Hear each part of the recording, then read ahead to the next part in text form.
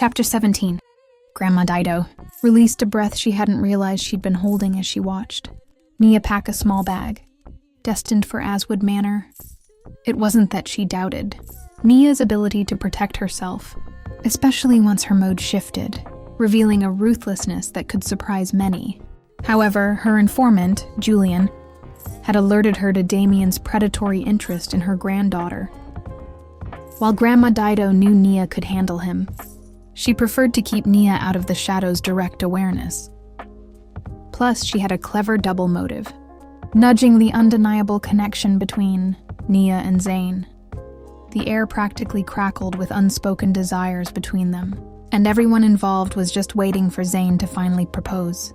The corners of Grandma Dido's lips tilted into a conspiratorial smile as Nia's small travel bag lay open on the antique four-poster bed. Just a few little additions to make the visit more memorable, she murmured to Grandpa Arthur, who stood beside her, a twinkle in his eye mirroring hers. Memorable for Zayne, I presume? Grandpa Arthur chuckled, carefully lifting a rather lacy and undeniably alluring nightgown from a tissue-lined drawer. Precisely, Grandma Dido declared, snatching a sensible, if somewhat plain, sweater from Nia's neatly folded pile. This simply won't do for a romantic weekend. With a swiftness that belied her age, she replaced it with a silk camisole that shimmered invitingly in the soft morning light. The operation was executed with the precision of seasoned spies. While Nia was downstairs grabbing a final cup of tea, Grandma Dido and Grandpa Arthur orchestrated the bag switch. Grandpa Arthur, with surprising agility, swapped Nia's packed duffel with an identical one he'd retrieved from the attic. A bag filled with Grandma Dido's carefully curated essentials. Sensible walking shoes were exchanged for elegant heeled boots, practical trousers for a figure-hugging dress, and a book on ancient history for a collection of poetry, with decidedly romantic undertones. Are you sure this isn't too much, Dido? Grandpa Arthur asked, a hint of concern in his voice as he tucked a bottle of luxurious massage oil into the side pocket. Nonsense, Arthur. Grandma Dido waved a dismissive hand.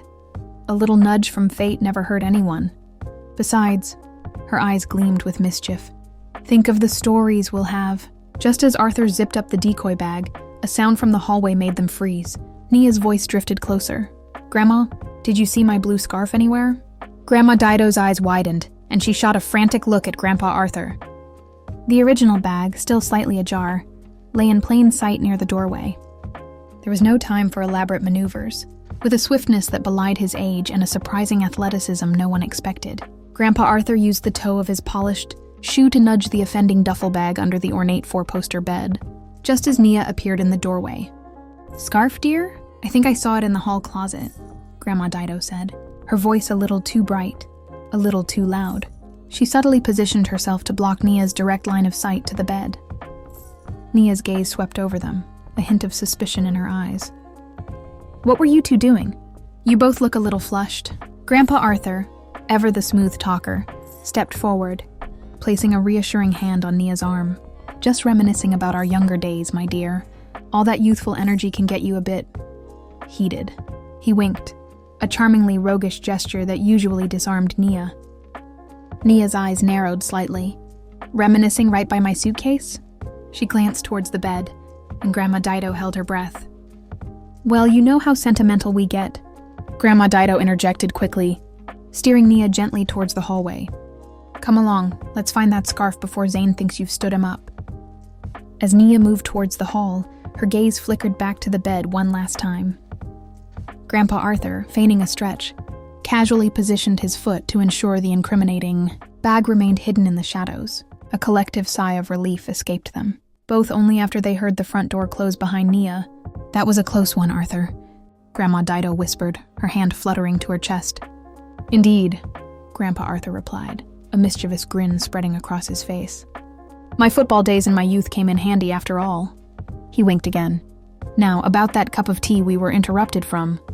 Nia, keys jingling in her hand, emerged from the house, the substituted duffel bag slung casually over her shoulder. The morning sun glinted off the polished hood of her vibrant red sports car, a sleek machine that mirrored her own blend of practicality and hidden fire. With a grunt of effort, she hoisted the slightly heavier than usual bag onto the passenger seat. She spared a quick glance back at the house, a faint smile playing on her lips. Grandma Dido's eagerness for this visit hadn't gone unnoticed, though Nia couldn't quite put her finger on the extra spring in her grandmother's step. Slipping into the driver's seat, the familiar scent of leather and gasoline enveloped her. The engine roared to life with a satisfying purr as she backed out of the driveway. Aswood Manor wasn't a particularly long drive, but a sense of urgency propelled her. Julian's intel about Damien's unwelcome interest had put her on edge, a low hum of protectiveness thrumming beneath her calm exterior. More immediately, though, her thoughts drifted to Zayne. She knew he'd been discharged from the hospital yesterday. Although she gave her word to come around later, her work at the office kept her tight to the clock. Zayne's recovery from the recent injury was still ongoing, which made him look like a big bear hungry for hugs. A wave of tenderness washed over her. He was strong, fiercely independent, but she also knew he wouldn't turn down a bit of TLC, especially in the familiar surroundings of his family home. Beyond the immediate comfort she wanted to offer Zayne, a deeper purpose fueled her journey. The tangled web of past events, Seraphina's cryptic warnings, and the long shadow of the Ashwood history all seemed to converge at the manor. Her own knowledge, pieced together from fragments of conversations and long-forgotten family lore, felt crucial now. She had a sense that the answers they were seeking, the connections that bound their past to the present, lay within those ancient walls. With a determined set to her jaw, Nia pressed down on the accelerator. The red sports car responded instantly, a blur of motion against the green landscape as she sped towards Aswood Manor. The mysterious bag on the passenger seat, a silent passenger on her important and increasingly complex mission. The winding driveway, flanked by ancient oaks draped in moss, appeared through the windshield. Aswood Manor loomed in the distance, its beautiful stone walls both imposing and strangely familiar. A sense of anticipation, mixed with a prickle of unease regarding Damien, settled in Nia as she pressed the button to open the heavy iron gates. The car crunched softly on the gravel as she drove towards the house, the secrets held within its walls seeming to hum in the afternoon air, a silent welcome to whatever awaited her beyond the heavy oak doors. Isaiah 65:17, New heavens and a new earth. See, I will create new heavens and a new earth. The former things will not be remembered, nor will they come to mind. Thanks for watching. Don't forget to subscribe for more updates. Happy Easter season.